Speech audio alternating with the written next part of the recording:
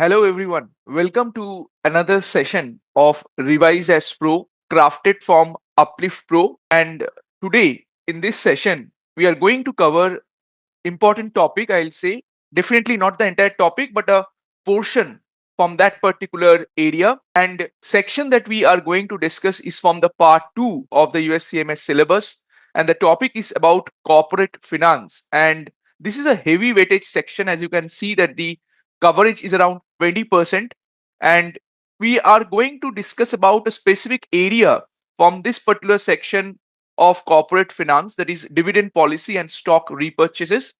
But one of the things that I want to say is that this particular section generally is an area where a lot of questions comes around MCQ as well as that of strategy question. So definitely it is important for the students to master this area.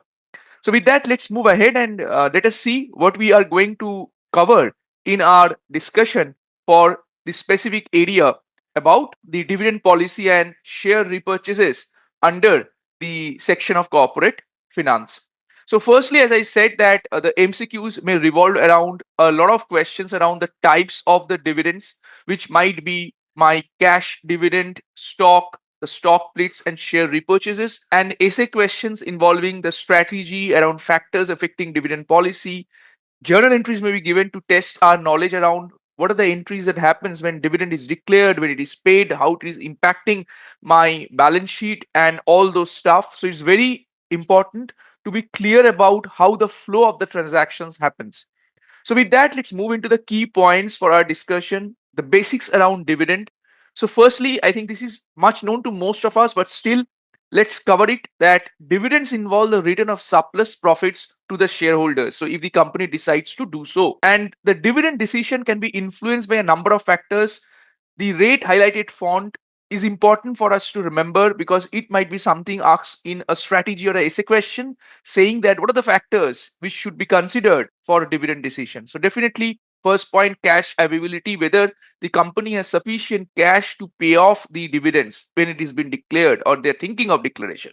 Secondly, the covenants imposed by financial institutions like debt to assets ratio, debt to equity ratio, because whenever dividend is been declared, what is the impact of that on the financial ratios? And many of the organizations may have certain commitments to the financial institutions. So it is important that what is the impact happening on those financial ratios, whether the covenants are still complied with or not, has to be checked. Then the performance based on reinvestment of surplus profits rather than distribution to shareholders, because always when we are thinking about dividend distribution, another part comes is that whether the company should take that question or that particular decision of reinvesting that surplus profits for the growth of the business. So there is always a one versus the other aspect. So that is something that we should have to consider. Dividends are paid differently for preferred and common stock holders, as we know that the preference shareholders generally have a preference over the equity holders in terms of the dividend payment, as they are the preferred stockholders. Then the dividends required approval from the board of directors. This is very important. This might come as a MCQ for a short question. Then the different dates. So dates on which dividends are declared is termed as the declaration date. Ex-dividend date, the first date the stock will trade without the recently declared dividend entitlement. So this should be known. Record date, generally 2 business days after the ex-dividend date, considers the shareholders on record on that date to be entitled to receive the dividend. Finally, the payable date, the date on which the dividend is finally distributed to the shareholders. And the dividends, when it is paid in cash, it is termed as the cash dividends. Now, these concepts might appear to be very simple, very known to us, but as I always say that under the exam pressure, simple things become difficult. So it's very important to know the difference in the understanding of the terms of the different dates, so that when the question is somewhere made puzzling just to make us feel confused, we are confident enough to select the right choice in the MCQ. So be very clear about the different dates which are mentioned out here. With that, let's move ahead. The next portion, what we have important points to cover. Then comes the point around the stock dividends, stock splits, and repurchases. So what does it all involve? Firstly, as I said that when dividends are declared in cash, it is cash dividend. But instead of cash, if the company is thinking of giving shares to the amount of the dividends, then it becomes a stock dividend. Stock dividends takes place when company distributes new shares in lieu of cash on a pro rata basis. resulting each shareholder to maintain the same proportion of ownership.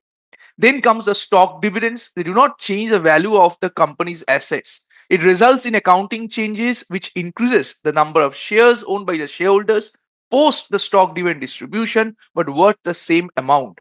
And then the stock split, which is similar to that of a stock dividend but larger in scale. In stock split, each share is divided into multiple shares. What does it mean? It may be a stock split scenario that against one share held, you are given two shares. So previously might be the worth of a share was rupees 10, and then what happens is that you are holding 100 shares, and then the per value of the share is made rupees 5. So what happens is the number of shares that you are now holding increases as the stock split of 2 is to 1. Instead of 100, you are now holding 200 shares. So that about the stock split. A quick point to remember: stock repurchases. Now this is very important area.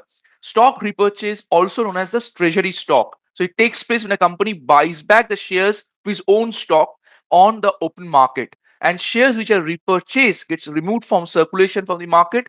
And the reduction in the shares outstanding means that the remaining owners of the company's stock have a larger claim on the company's value of dividends, right? Because somewhere down the line there are a certain number of shares which is repurchased back by the company, so naturally the remaining shareholders will have a greater share in the dividends as well as the company's values. So these are the little bit of concepts that we should keep in mind from aspect of dividend policy, stock split, repurchases, because there might be MCQs and there might be some strategy questions. Now let's move quickly to our next point what we have. So we have some MCQs to solve. Now deliberately in this portion I have included certain MCQs to help as a part of our revision the approach to solve the MCQs. Seeing the MCQs, it might be appear to be very simple. We'll just answer in a flash, but my focus is to make somewhere down line how we are going to approach the MCQs. So let's move ahead. So there are three MCQs. Let's go it by one. The first one says, when a cash dividend is declared by a corporation, which of the following occurs on the declaration date? So it's very important. The approach to MCQ is that we should be understanding the call of the question and keywords. It's saying when a cash dividend is declared by a corporation, which of the following occurs on the declaration date? And we know declaration date is a date on which the dividend is declared, and it is different from the payment date. So this is the keywords. So be mindful of the options available in the MCQ. The options are: assets decrease and equity decreases; retained earnings decrease and liabilities increase. Then in C, cash decreases and retained earnings increase. Fourth, common stock decreases and liabilities increase. So first thing that should hit us is that since it's a declaration date and not payment date, so naturally the cash involvement would not be somewhere there. So what's the journal entry? That should we keep in mind. When a declaration of dividend happens, so naturally my surplus income I'm thinking to distribute, that is a retained earnings, is getting debited, and somewhere down the line dividend payable, a liability is getting created. So here if you see, the correct option is retained earnings is decreasing and liabilities is increasing. So in this type of questions, be mindful of reading the words carefully and thinking of the journal entry in mind to get the right option. If you start to go through each of the options and don't think from a perspective of journal entry, you may fall in the trap. So it's very important to understand the entry that happens in a declaration date to get the right option. So let's see if I correct. Yes, it's the option B. So retained earnings decrease and liabilities increase.